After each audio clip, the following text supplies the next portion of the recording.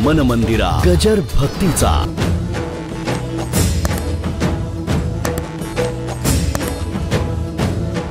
हे life saving drugs असतात किंवा सुंदर सुंदर एखाद्या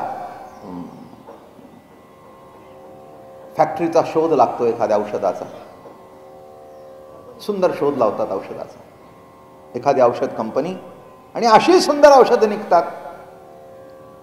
पण तो शोध ज्या लॅबॉरेटरीमध्ये लागला, ज्या कारखान्यात लागला, तो शोध तिथे राहून जमत नसतं. मग त्याचे मेडिकल रिप्रेझेंटेटिव्ह असतात. तो एक त्यांचा ठराविक पोशाख आहे, पॅन्ट, फुल शर्ट आणि टाय, आणि हातात चामडी बॅग. मग तो प्रत्येक डॉक्टरकडे जातो. डॉक्टरला तरी काय कपाळ माहिती आहे, माफ करा इथे कुणी असेल तर. माझे पुण्यातच कितीतरी 30-40 माळकरी आहेत, तसं कल्पना लक्षात घ्या. डॉक्टरला तरी काय माहिती आहे बरं का. मग तो जातो, पॅम्पलेट देतो, साहेब हे नवीन ड्रग आलंय. असं का? मग ते विचार, दुष्परिणाम काय? हे बघा, एखाद्या गोळीने ताप उतरतो, पण इतका उतरतो की लगेच वर जायची पाळी येते. म्हणून ताप उतरताना सुद्धा हळूहळू उतरावा, हळूहळू उतरावा. चालत सुद्धा हळूहळू जावं, म्हणजे दम लागत नाही. एकदम चालत गेलं तर दम लागतो. तसं औषध सुद्धा असं असावं. मग तो म्हणतो, डोस किती द्यावा? ठीक आहे, बघतो. एक दोघा पेशंटला देऊन अनुभव घेतो, बरं का. मग तो ती गोळी लिहून देतो, बरं का. हां साहेब मी पुन्हा जाऊन येतो. मग 2 महिन्यांनी पुन्हा भेटला, काय आमच्या गोळीची रिझल्ट कशा? Okay, wonderful. पहिल्यांदा आम्हाला कितीतरी औषधं द्यावी लागते, आता काही नाही, 8 दिवसाचा कोर्स दिल्याबरोबर एकदम बरं झालं. या अँटीबायोटिक ड्रगचं तसंच आहे. सुरुवातीला हे साधी साधी गोळे द्यायचे, त्यावेळी ताप उतरायचा न उतरायचा. पूर्वी लक्षात ठेवा, टायफॉइड म्हणजे मुदतीचा ताप झाला की समजावं अवघड आहे. पण जेव्हा अँटीबायोटिक ड्रगचा शोध लागला, काही नाही, आता काही विशेष काही राहिलं नाही.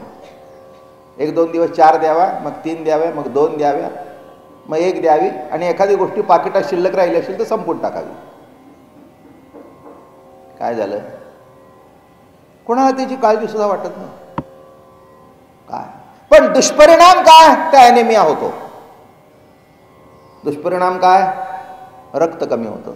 मग ती गोळी देत असताना त्याच्याबरोबर काय दिलं पाहिजे? मग त्याच्याबरोबर व्हायटॅमिनच्या गोळ्या दिल्या जातात, आणि मग ते सगळं लेवलला आहे. कशा करता सांगितलं मी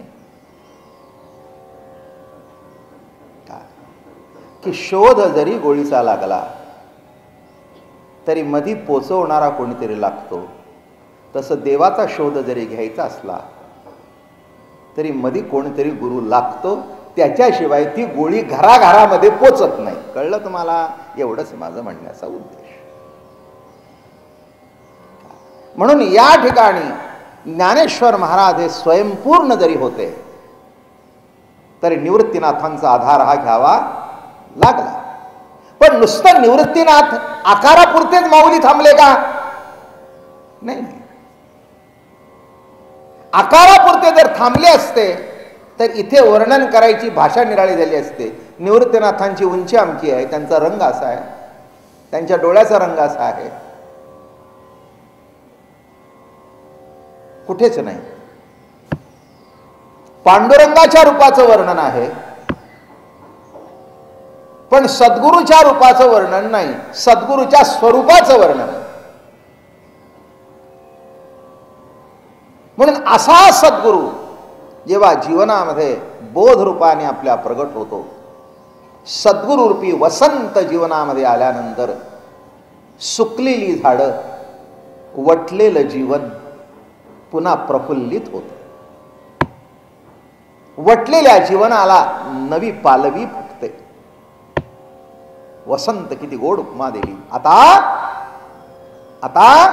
उपाय वन वसंत उपायांच्या वनामध्ये सद्गुरुरूपी वसंताचं आगमन झालं आणि विनासायास, विना खटपट, इथे कितीतरी तुम्ही कुंडीतली झाडं लावता, किती खत, किती पाणी, किती बारा भानगडी करता, वाचलं तर वाचतं, नाही तर वाचतच नाही. साधारण तुळस तर बहुतेक कोणाच्या दारात वाचत नाही. काय त्या तुळशीला झालंय कोणाला नाही. बघा तुम्ही अगदी अनुभव विचारा माणसांचे, किंवा तुमचा तुळशीबद्दल काय अनुभव आहे. अनेक जण सांगतील, काय हो इतकी रोपं लावली पण ती मरतच. त्याचं कारण मलाही काही माहिती नाही. अलग लक्षात. हां. आणि एखाद्या रानामध्ये त्या तुळशीचं बेटच्या बेट प्रकट झालेलं दिसतं. बरोबर आहे ना. कशा करता सांगितलं मी, की उपायांच्या वनामध्ये वसंताचं आगमन झाल्यानंतर काही खत कुणी घालत नाही.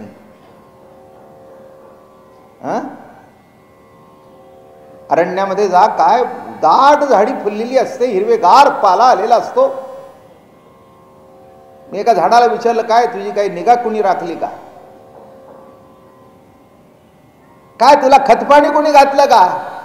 ते म्हणले काही तसं काही घालत नाही आम्ही. काय म्हणले कुंडीतले आहोत काय. त्यांनी मला दटावलं, आम्ही काय कुंडीतले आहे काय. हो, ओरिजिनल जेव्हा भगवंतानी पृथ्वी निर्माण केली आणि त्यांनी जेव्हा ती वनश्री निर्माण केली, तेव्हा या प्रत्येक झाडाची बी त्यांनी लावलेली आहे, म्हणून ती तोडू नयेत. म्हणून झाडांची जपणूक करावी, वनश्रीची जपणूक करावी, वनांची राखण करावी. आणि म्हणून आम्ही काही तसे नाही, ओरिजिनल आहोत. माझं बोलणं कळलं. मग त्याची पानं सुकतात, पानं गळून पडतात विशिष्ट काळामध्ये, पण पुन्हा वसंताचं आगमन झालं की पुन्हा पालवी फुटते. तसं तुमचं आमचं जीवन कुठे नाही कुठेतरी आयुष्यामध्ये एकदा वाटण्याचा काळ येतोच, नाही असं काही नाही. अगदी बारकाव्याने बघितलं तर दिवसातून एक तरी क्षण असा होतो की अगदी नको. बघा की सबंध दिवसाचा आढावा काढून, बाई स्वयंपाक करून थकल्यानंतर तिला असं वाटतं किती दिवस मेले हे करायचं.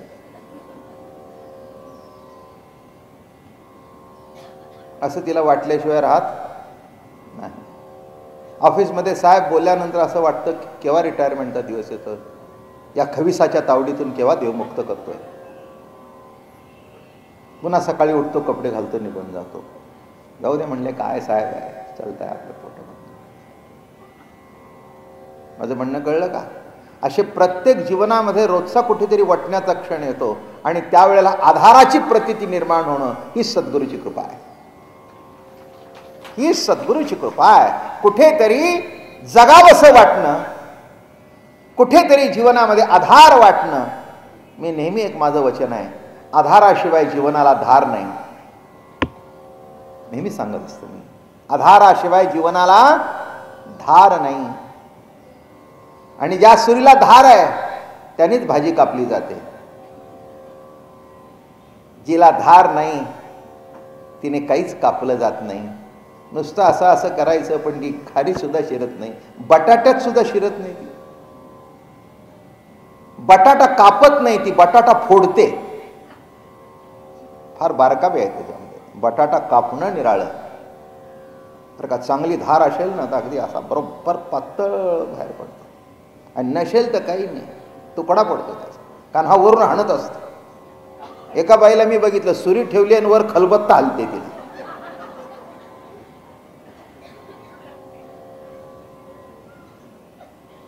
मी म्हटलं, बाई सुरीवर खलबत्ता, किती दिवस सांगते त्यांना धार लावून आणा. आता म्हटलं त्यांच्या आयुष्याला तुझ्यामुळे धार आहे, आता कशाला धार लावायची आणखी. तुझ्या जिभेला काय कमी धार आहे का. तुझ्या जिभेला इतकी धार आहे की सतत त्याला धारेवर धरलेस. असो, थोडासा हा विनोद झाला म्हणजे तुम्हालाही बरं वाटतं, आनंद वाटतो थोडासा. तसं ओवी सांगू का ज्ञानेश्वरीतली, आधार शक्तीची अंकी वाढविसी कौतुके, हृदय आकाश पल्लकी परिये देसी निज. आधार शक्तीची अंकी. सद्गुरूच्या आधाराच्या मांडीवर बसल्यानंतर जसं बाळ आईच्या मांडीवर वाढतं तसं सद्गुरूच्या आधाराची मांडी सापडल्यानंतर जीवाची सुद्धा वाढ परिपूर्णतेने होते. म्हणून उपायवन वसंत,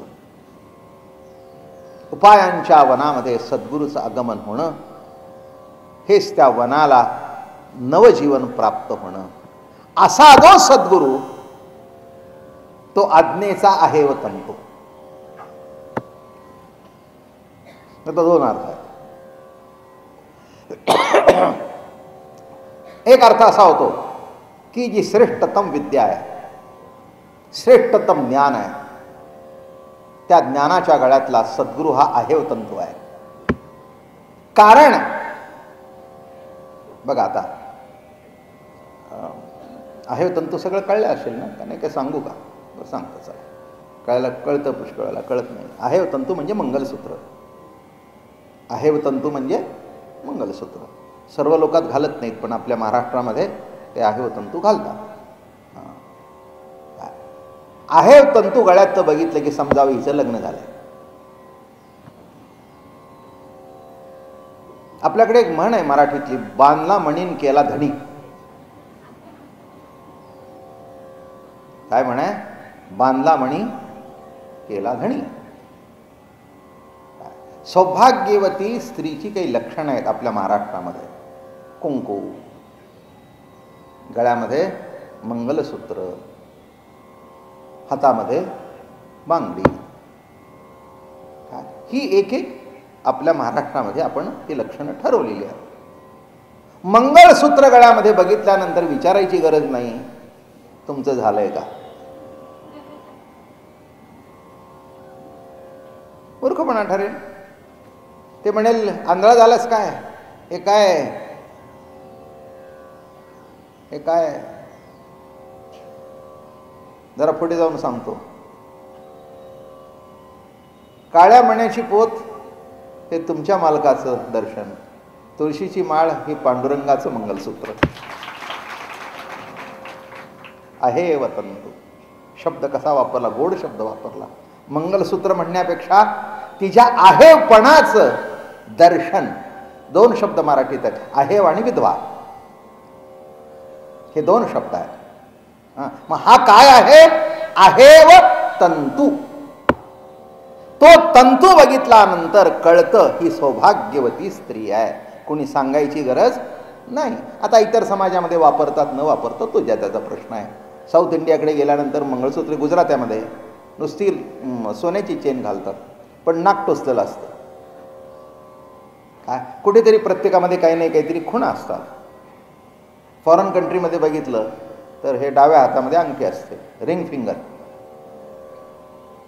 काय त्याच्यामध्ये अंगठ्यामध्ये सुद्धा जाती आहेत. एंगेजमेंट रिंग निराळी असते, वेडिंग रिंग निराळी असते. मग ती रिंग हातात बघितली की कळतं की ही लग्न झालेलं आहे. काय मग काही या बोटात घालतील, या तो भाग निराळा. पण रिंग फिंगर काय म्हणतात त्याला इंग्रजीमध्ये? Ring finger. म्हणजे ज्या बोटामध्ये नवरा अंगठी घालतो आणि ज्या बोटामध्ये ती नवऱ्याची अंगठी घालते ते रिंग फिंगर. म्हणून आपल्याकडे पूर्वी टिळ्याची पद्धत होती, आता एंगेजमेंट करताना आपणही अंगठी घालतो. काय पद्धत सुरू झाली? चांगलं आहे, ते घ्यायला काही हरकत नाही. पण मेन काय आहे व तंतू. तिच्या आहेपणाचं दर्शन त्या मंगलसूत्रामध्ये जसं होतं तसं जे सत्ता मात्र ज्ञान, जे श्रेष्ठतम ज्ञान आहे, जी ब्रह्मविद्या आहे, जी आत्मविद्या आहे, तिच्या गळ्यातलं आहे व तंतू हे सद्गुरू आहे. किंवा त्याला दुसरा अर्थ, सद्गुरूची आज्ञा हाच आपल्या जीवनातला आहे व तंतू असावा. जो आज्ञेचा, ओवी कशी आली? उपायांच्या वनामधला वसंत. आणि असा जो सद्गुरू त्याच्या आज्ञेचा आहे व तंतू गळ्यात बांधावा. सद्गुरू मुखातून शब्द आल्यानंतर त्या आहे व तंतूची किंमत किती? 10 तोळे सोनं, 15 तोळे सोनं, 100 तोळे सोनं असू दे, पण त्या काळ्या पोतीची किंमत त्या 100 तोळ्या सोन्याला नाही, कारण तिचं आहे पण प्रतीत होत आहे त्या काळ्या मण्यातून.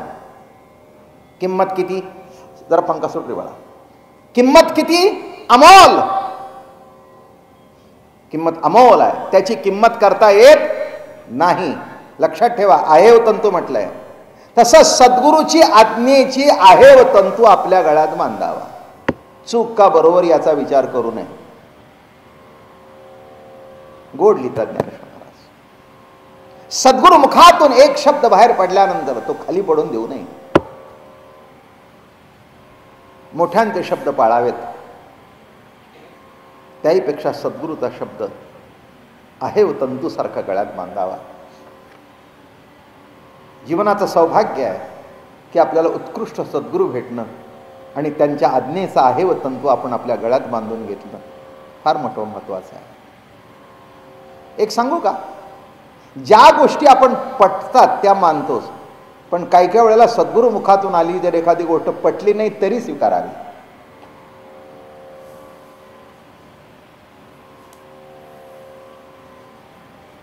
आहे ते सांगते, दुसरं काही मला काही जास्ती सांगायची गरज नाही. बरं चला, तसं तुम्हाला कळायचं नाही. एखादा नवरा पटत नाही तरी दिवस काढताच ना. आता बघा कसं चटकन पडलं, हा गुगली आहे बघा. एखादी बायको पटली नाही तरी तिच्यावर दिवस काढताच ना, का काढत नाही? पर्याय नाही, काढावा लागतो नाही का. काय करतो, काय मी म्हटलं हो तुमच्या बायकोतो तक्रार, आता काय म्हणला, काय सोडून देऊन दुसरी करायची का? म्हटलं आपलीच फजिती करायची, त्यापेक्षा आहे ते म्हणायचं, ऐकून घ्यायचं, गप्प बसायचं. चाल, तिला भेटलं, तुझं कसं काय, काय म्हणली, माझ्या वाटणीलाच कुठून देवाने पाठवलाय. म्हटलं दे की सोडून. अहो काय करता सोडून, आता राहू दे, जसं असेल तसं. आपलं 2 मुलं झाली तर आता काय मुलांच्या पुढे फजिती करायची का, आहे ते ठीक आहे. अगदी एखादी गोष्ट पटली नाही तर कॉम्प्रोमाइज करून, म्हणजे नवऱ्याची चुकीची गोष्ट सुद्धा बाई ऐकते आणि बाईची चुकीची गोष्ट सुद्धा नवरा ऐकतो. इथे फक्त सद्गुरू चुकीचं सांगतायत का नाही हे कळण्याकरता फार दिवस जातील, पण किमान सांगतायत ते तरी ऐकावं. बोलणं कळलं का, काय सांगितलं स्पष्ट. इथे चुकीची गोष्टही ऐकतात, तिचीही ऐकतात, त्याचीही ऐकतात. काय सद्गुरू सांगतायत ते योग्य आहे का अयोग्य आहे? मी सद्गुरू म्हणतोय, नुसते गुरु नाही. माझे म्हणणं नीट लक्षात घ्या, मी अंधश्रद्धेला खत पाणी न घालणारा माणूस आहे. माझ्याकडे तसली काही लफडी नाही आहेत. आज 6 लाख लोकांनी माळा घातल्या तरी असलं काही नाही. कधी कोणी माझ्याकडे नारळ बिरळ मागायला येत नाही. मी कोणाला नारळ देत नाही, गंडा देत नाही, दोराही देत नाही. या भानगडीच नाही माझ्याकडे.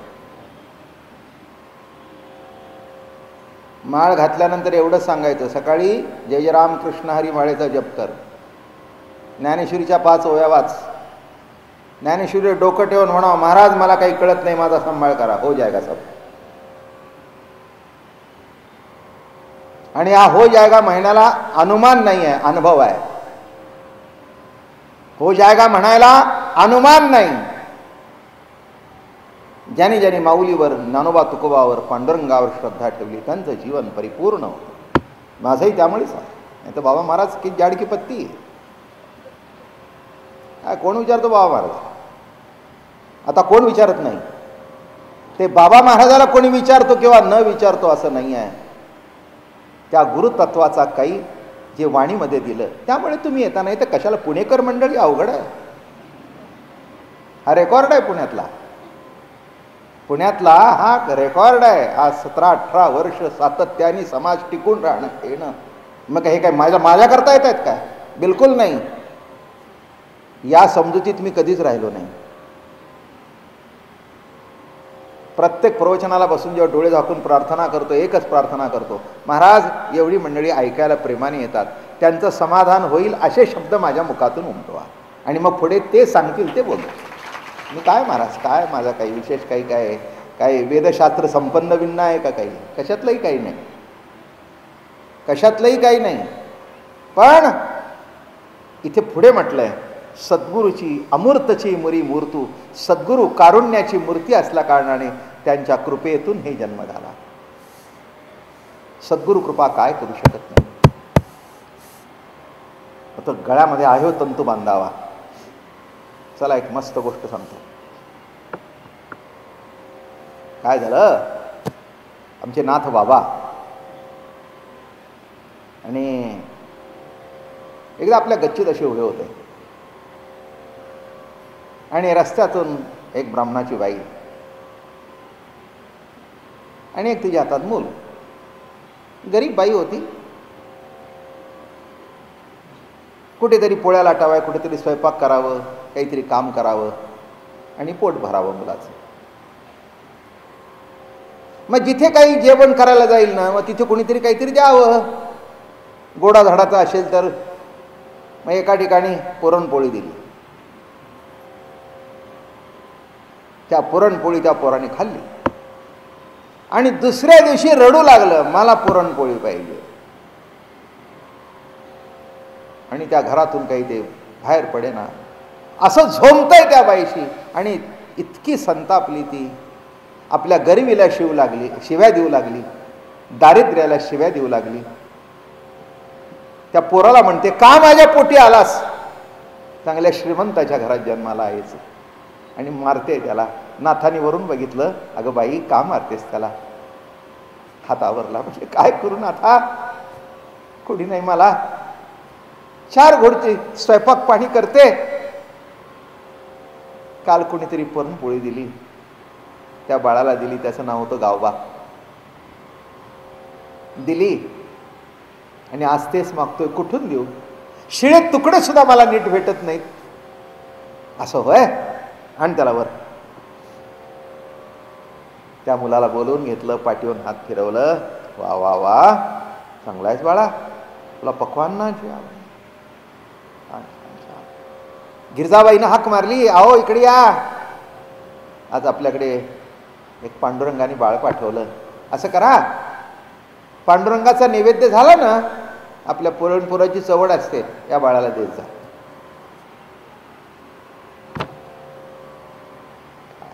झालं. मग दुसऱ्या दिवशी पुरणपोळ्या खाल्ल्या. आता ती पचतंय काय? मग नाथ म्हणाले, बाबा असं पुरणपोळी पचत नसते, मेहनत करावी, जोर बैठका काढाव्या. का नुसती पुरणपोळी खायची नाही, त्याच्याबरोबर तूप आलं, त्याच्याबरोबर दुधाची वाटी आली. आणि काय तुम्हाला सांगू, तालमीत जायचं, जय बजरंग. गेलाय का कधी तालमीत? अरे सगळे गेलोय मी, म्हणून सांगितलं तुम्हाला. माझ्याकडे बघून अजून वाटत नाही तुम्हाला? मग खरंच जात होतो मी, अतिशोक्ती नाही. 200-300 जोर काढत होतो, 500-600 बैठक काढत होतो त्या काळामध्ये. कुस्ती सुद्धा खेळत होतो आखाड्यामध्ये, म्हणून आता सुद्धा कुस्ती खेळतो. काय हो. मग त्या आखाडा असायचे की नाही, त्याच्यात ताक बीक टाकून ते उकरायचं, असं ते सगळे संपले. चांगला आहे, छान. मग असं ते जोर काढायचे. मग आम्ही जोर बैठक एकट्याने काढलं तर कंटाळा येतो. मग जो लीडर असायचा त्याने म्हणायचं, जय बजरंग, हू हू. आणि हू हू केलं की त्या हू हू बरोबर ते असे वर यायचं, नाही तर खाली बसलं की बसलंच. हो, आता मला तुम्ही धरून बसवावं लागतंय, उठवावं लागतंय. आता मला वाटते कशी 300 चमत्कारच आता वाटतो. जय बजरंग, हू हू. अरे काय गंमत आहे. जोर काढताना सुद्धा तसंच अवघड सगळं गणित. असा झाला तुम्हाला सांगू. आणि त्याला काम काही नाही. गंगेवर जायचं, स्नान बिन करायचं, नाथांचं दर्शन असंच घ्यायचं. हो, वर्षामध्ये फुल झाला ना गडी. कारण तालीम वाढली, पोळ्या वाढल्या, तुपाच्या वाट्या वाढल्या. मग नाथाने त्याला हातात दोरा बांधला, थोपटून बघावं. ढेलाय अजून, अजून वाढा. मस्त. काय काम एकच, नाथाचं दर्शन घ्यायचं आणि तालमीत जाऊन मेहनत करायची, 12ला हजर. सगळे गावातले म्हणायचे आईत खाऊ आलं बघा, पण हे त्याच्या तोंडावर कोणी बोलायचं नाही थोडे, कारण तोंडावर 1-2 वेळा बोलले असे रट्टे घातले त्यांनी, तुम्हाला सांगतो. पुन्हा कोणी आवाज केला नाही त्या गावात, कान पुढे गेल्यावर आला फुकट. थोडक्यात सांगतो, असे दिवस गेले बरेच, आणि नाथांचा अंतकाळ आला. आणि अंतकाळाच्या समयाला नाथ निघाले षष्टीच्या दिवशी. ह्या गड्याला कल्पनाच नाही त्या दिवशीची. हे कशाला कीर्तन बिर्तन सुद्धा कधी येणं विणं नाही, मस्त राहायचं. कोणीतरी सांगायचं अरे तुझा बाप कीर्तन करतोय जा, आपल्याला काही त्यातलं कळत नाही. पाया पडावे माझे भांडवल. आपल्याला 2 गोष्टी कळतात, आंघोळ केल्यावर नाथाचं दर्शन घ्यायचं आणि पुरणपोळी हाणायची. याच्यापेक्षा तिसरा आपल्याला माहिती नाही. अरे आम्ही बाहेरगावून ऐकायला येतो आणि तू, ते म्हणले मला माहित नाही, पण जास्ती बोलावं कोणी त्याच्याशी. एखाद्याने नाथाबद्दल उलट उच्चार काढले की मग काही बघायलाच नको, तुडवला म्हणून त्याला समजा. मस्त काम. आणि वैकुंठ गमनाच्या वेळेला कोणीतरी सांगितलं अरे हे फुकटच्या पुरणपोळ्या खातोय सण मेहंदी, निघाला ना तुझा बाप वैकुंठाला, असा कसा जाईल म्हणले. आले तिथे पैलवान गडी मेहनत करून करून करून करून इथलं थोडंसं आलं का लक्षात. ते सगळं करून करून करून करून इकडे चालवायचा काही प्रश्नच नाही, चालवायचं ते असंच एवढंच. काय म्हणले तुम्ही वैकुंठाला निघाला. नाही साधंच मनुष्य, त्याच्याबद्दल काही माझं म्हणणं नाही, पण आमच्या पुरणपोळीची काय सोय.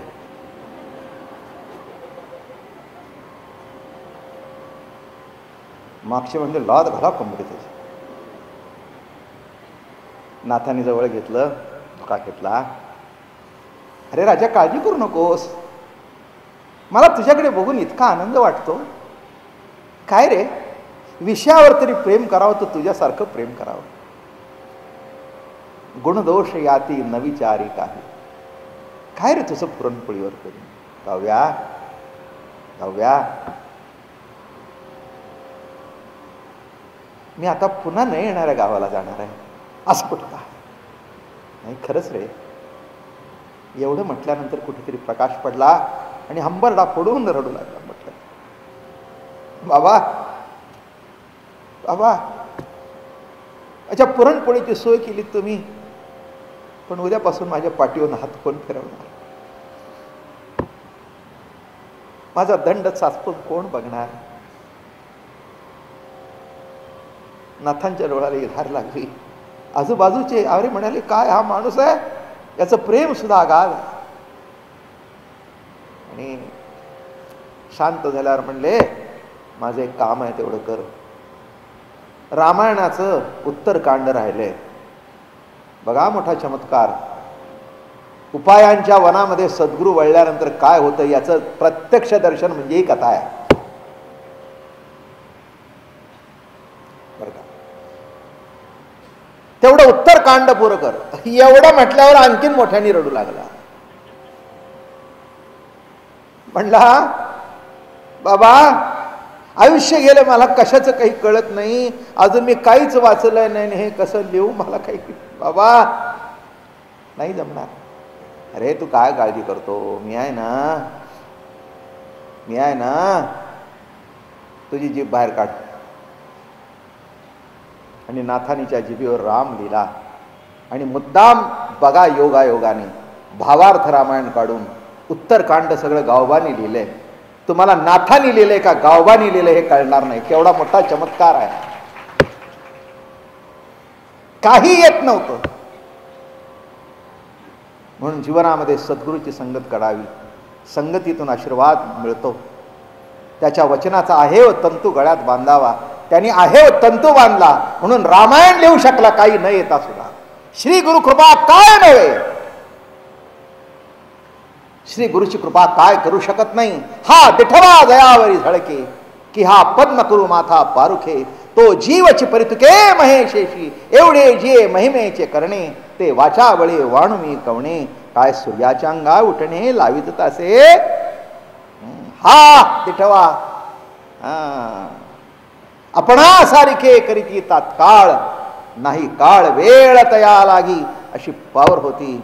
म्हणून पण कसं घडलं हे, सद्गुरूची आज्ञा हाच आहे व तंतू गळ्यामध्ये बांधला होता. दुसरं काही नाही, माझ्याजवळ सुद्धा तेवढंच आहे, काही नाही, आपल्याला येतच नाही काही. पण दादा महाराज, अप्पा महाराजांची कृपा, खरंच सांगतो मी तुम्हाला, वाटेल की असं तसं, असं काही नाही. मी इथे बसण्यापूर्वी ब्लँक असतो, आणि इथे बसलं आणि एकदा स्मरण केलं की नाही, की त्या कोऱ्या पाटीवर लिहिलं जातं. आणि आपली पाटी कायम कोरी असावी, म्हणजे सद्गुरू लिहितात. तुम्ही लिहून जाऊ नका, तो तुमचा शहाणपणा होईल. कळलं का तुम्हाला? चला, याच्यावर एक गोष्ट, याच्यावर एक अतिशय सुंदर गोष्ट आहे. जेव्हा तो कोरा कागद पाठवला चांगदेवानी, चांगदेवानी काय पाठवला? कोरा कागद पाठवला. आणि तो जो ब्राह्मण आला होता त्यांचा सेवेदारी, त्याने तो निवृत्तीनाथांच्या हातात दिला. निवृत्तीनाथांनी उघडलं, बघितलं, कागद कोरा. तर निवृत्तीनाथ म्हणजे सद्गुरू, मोठी माणसं अशी काही कोणाची उगीच टिंगल टवाळी करत बसत नाही, ते मोठेपणाने आपल्या लेवलने चालतात. त्यांनी ते बघितलं, बंद केलं. आता तो मनुष्य समोर आहे, काय बोलावं, काही म्हणावं चांगदेवाबद्दल? बरं, कसं म्हणावं? 14 विद्या 64 कला, 1400 वर्ष जगलेला, 60,000 शिष्य, यांच्या मागे एकही नाही. विरोध करणारा समाज जास्ती, मागे एकही नाही. कळलं का? कशाला बोलावं? आपलं बंद केलं, माऊलींच्याकडे दिलं, त्यांनी बघितलं, हे काही बोलत नाही, त्यांनी बंद केलं. काकांच्याकडे दिलं, काका काय आज्ञा दाखल, त्यांनी विचारलं, वरचे दोघं बोलले ना, तर आपण कशाला बोलावं? ही चौथी होती, ती मुक्त होती. ती कोणातच अडकलेली नव्हती, मुक्ताई. ते असं उघडलं, बघितलं, अरे म्हणली 1400 वर्ष मेला जागलाय म्हणले ना, अजून कोराच. खलास. म्हणजे एक विकेट नाही, तिन्हीच्या तिन्ही विकेट उडवल्या. Nivruttinath Mukte, cup cup. आता समोर माणूस, तो जाऊन सांगेल, काय बोलायचं? अगं म्हणली, मुक्ता तुला कळत नाही, कोरं म्हणजे पवित्र असतं, लिहिलं असतं तर रद्दी झाली असती. बोलणं कळलं का? तू जर लिहून कागद दिला असता त्यांनी, तर तुझं फुटणार नाही, गिसमीट झालं असतं. लिहिल्यानंतर तो कागद रद्दी होतो. अगं चांगदेव योग्य शिष्य आहे, कोरा करकरीत आहे, कर त्याला शिष्य. कळलं का? आणि तो कोरा कागद पाठवला म्हणून चांगदेव 65 निर्माण झाली. कळलं का? त्या कोऱ्या कागदावर 64 ओव्या लिहून दिल्या, 65 ओव्या लिहून दिल्या. स्वस्ती श्री वटेषु, जो लपोनी जगदाभासू, दावी मग ग्रासू प्रगटला करी. प्रगटे तव तव न दिसे, दिसे तव तव आभासे, प्रगट ना लपालासे नको मता. जो कल्होळ कंजुक उघडे उदक, कल्होळ कंजुक न फेडिता उघडे उदक, तेवी जगेसी सम्यक स्वरूप जो. आता एकदम लाईननी पाठ येत नाही, एक काळ सगळं सांगतो 65 पाठ होती मला, खाड खाड खाड, अगदी पहिल्यापासून सुरुवात केली की शेवटपर्यंत. आता वयोमानाप्रमाणे काही लक्षात राहतं, काही विसरतं, जाऊ द्या. मुद्दे बरोबर आहे, मुद्दे बरोबर आहे. आणि अशा सुंदर ओव्या, कल्लोळ कंचुक न फेडिता उघडे, लपे तव तव न दिसे, लपे तव तव न दिसे, दिसे तव तव आभासे, प्रकट ना लपाला असे न खोमता. जो दिसे, प्रगटे तव न दिसे, दिसे जाऊ द्या, ते फाटा पडत नाही. थोडक्यात सांगतो, तो जेव्हा दिसतो तेव्हा जगत दिसत नाही, आणि जगत जेव्हा दिसतं तेव्हा तो दिसत नाही. कळलं? थोडक्यात 2 शब्दात विषय संपून टाक. मग काय केलं सद्गुरूने? हात ठेविला, खलास. गावबानी रामायण निर्माण केलं, पण ते उगीच नाही. गावबा एकनिष्ठ होता. असं गळ्यामध्ये आहे व तंतू बांधला, तसं आपल्या गळ्यामध्ये जर आपण सद्गुरू वचनाचा, सद्गुरू कृपेचा आहे व तंतू बांधला, तर जीवनामध्ये जे जे तुमच्या योग्यता असेल ते आपोआप मिळून जाईल. आपोआप मिळून जाईल. अमकंच व्हायला पाहिजे किंवा तमकंच व्हायला पाहिजे असं काही नाही. ज्याला जे योग्य असेल ते सद्गुरू देऊन टाकतील. माझं म्हणणं कळलं का? ज्याला जे योग्य असेल ते त्यांच्या आशीर्वादाने आपोआप मिळून जाईल. हे का ते हा प्रश्न नसतो. माझं बोलणं कळलं का? हो. ज्ञानेश्वर महाराजांनी त्या एका ब्राह्मणाच्या लग्नाला 250 रुपये पाहिजे होते. ज्ञानेश्वर महाराजाकडे गेले. ते म्हणले जा तुकाराम महाराजाकडे. तुकाराम महाराज म्हणले हे लफडं आमच्या गळ्यात का पाठवलं? जयाचे द्वारी सोन्याचा पिंपळ, हे अभंग त्यावेळचे आहेत. त्या धरणीकाराला धरून उद्देशून लिहिलेले आहेत. जयाचे द्वारी सोन्याचा पिंपळ, अंग्याईसे बळ रेडा बोले. मध पामरा असे काय तोरपण. हे आम्हाच्याकडे कशाला भानगड पाठवली? आम्ही आपले निवांत देऊत बसलोय. तुम्ही तिथे द्यायचं काय त्याला पाहिजे तर म्हणजे आमच्याकडे पुन्हा पाठवलं. पण नाही पाठवावं तर सद्गुरूची अवज्ञा होईल, माऊलीची अवज्ञा होईल. काय करावं बाबा, आता अवघड झालं. त्याच्या पुढेच अभंग म्हणतात, अरे बाबा म्हणले माझ्याकडे का आलास? जयाचे द्वारी, ज्याच्या दारामध्ये सोन्याचा पिंपळ आहे त्याच्याकडून. ते म्हणले मला माहिती नाही तुमच्याकडे. अरे म्हणले बघ की माझ्या घरात काय आहे का, देऊ काय? मग तिथे 3-4 शिगी पडल्या होत्या लोखंडाच्या. ते म्हणले ते घेऊन जा.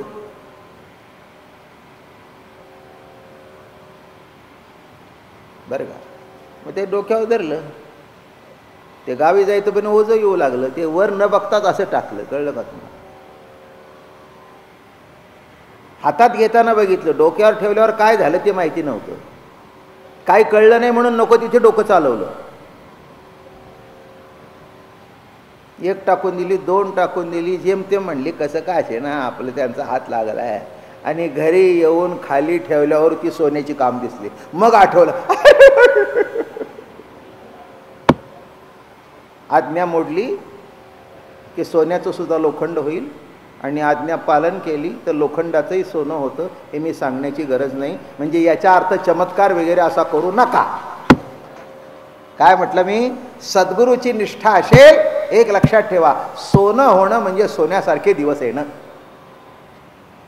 माझा अर्थ काय? सोनं होणं हो म्हणजे लगेच प्रवचनावर गेल्याबरोबर तुमचे तवे सोन्याचे होणं असं नाही. म्हणजे उलटे सुलटे अर्थ काढल्यावर माझ्या अंगावर येते. मी कधीच उलटे सुलटे अर्थ काढून देत नाही.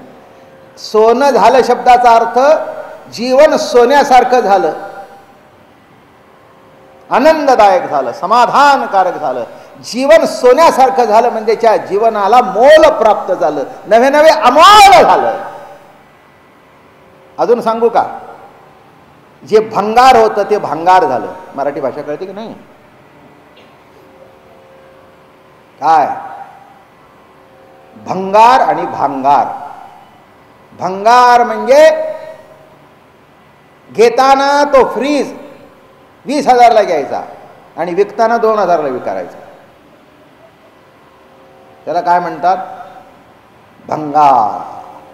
काय हो त्याचा तो खालचा हे सगळं गेलेलंच आहे, सगळं सामान सुमान, फक्त ते लोखंडाचं आहे. आता काय साहेब अहो काय मशीन सगळी जळलेली, आम्ही काय घ्यायचं? द्या 400-500 रुपये, इथून सुरू करतो.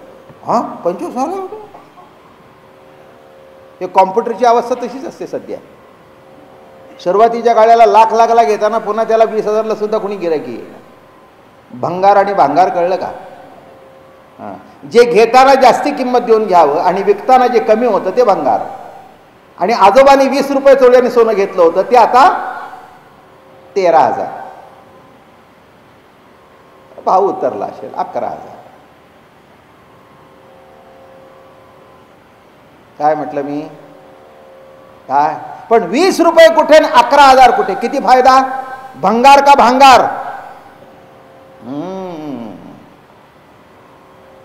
तसं भंगार निराळं आणि भांगार निराळं. भांगार म्हणजे सोनं, ज्याला गंज चढतो ते भंगार. आता कसं कसं समजून सांगू? सगळं मराठीतले शब्दातल्या खाचा खोचा जेव्हा कळतील, ही मराठी कळणं सुद्धा माझ्यावर कृपाचं आहे बरं का. मी कॉन्व्हेंट स्टुडंट, तुम्हाला आश्चर्य वाटेल, मला खरंच काही मराठी लिहिता सुद्धा येत नव्हतं. अजून जर लिहायला गेलं नाही, इथले बसली माझ्या चुका काढते, म्हणून मी लिहायच्या भानगडीत करत नाही. डिक्टेशन उत्कृष्ट. आता लिहून लिहून सवय झाली, पण मी शिकलोच नाही मराठी. तो काळ ब्रिटिशांचा काळ. ब्रिटिशांच्या काळामध्ये मराठी कोणी काय बरं काय हो, त्यावेळेला काळ असा, आमच्या घरामध्ये एखादी तार जरी आली नाही, ती वाचण्याकरता दुसऱ्याची वाट बघायची. आमचे महाराज म्हणाले, अरे पोरांना थोडं तरी इंग्रजी शिकवा. म्हणजे मराठी शिकवण्याच्या काळामध्ये जर माणसं इंग्रजी शिकवत आहेत, तर इंग्रजांच्या काळामध्ये मी इंग्रजी शिकलो तर काही अवघड नाही. काय त्याही शिक्षणाचा खूप उपयोग झाला. त्यामुळे पाश्चात्य लोकांची फिलॉसॉफीची वाचनं झाली, ग्रंथाचं वाचन झालं, खूप खूप सुंदर चांगली इंग्रजी पुस्तकं वाचली. आणि मराठीचा प्रश्नच नव्हता येण्या जाण्याचा. जन्माच्या दिवसापासून ओम नमो जी आद्या. काय मराठी शिकून आली नाही, कानावर पडत गेली नाहीत गेली. मग वाचन वाढलं, अनेक पुस्तकं वाचली, करत करत करत करत मराठी अशी फुलत गेली. मग त्याच्यातून शब्द चातुर्य निर्माण झालं. ही सुद्धा कृपाच आहे. अलग लक्षात? कृपाच आहे. म्हणून भंगार राहिलं नाही तर भांगार झालं. काय झालं? आणि लक्षात ठेवा, आपल्या जीवनाचं जर सोनं व्हायचं असेल, शब्द तसाच आहे, अहो जाऊ द्यावं गेला तर हरकत नाही, पण जीवनाचं सोनं झालं, त्याच्या सोनं झालं. बरं झालं मोडता गेला. बघा भाषा कशी आहे. इथे काय झालं? भांगार. आणि म्हणून पण ते केव्हा होईल? केव्हा होईल? लोखंडाला जसा परिस लागावा लागतो, त्याचं सोनं होतं. पण त्याच्यापेक्षाही यांचं श्रेष्ठत्व आहे. लोह परिसाची न साहे उपमा, सद्गुरु महिमा अगाधची. लोखंडाला जर परिस लागलं तर त्याचं सोनं होतं, पण परिस होत नाही. सद्गुरु राज परिस करतात, म्हणून लोह परिसाची उपमा इथे टिकू शकत नाही. उद्धवाला सुद्धा वाटलं पुष्कळ आता वाढवत नाही, काय द्यावं, हे द्यावं का परिस द्यावं का.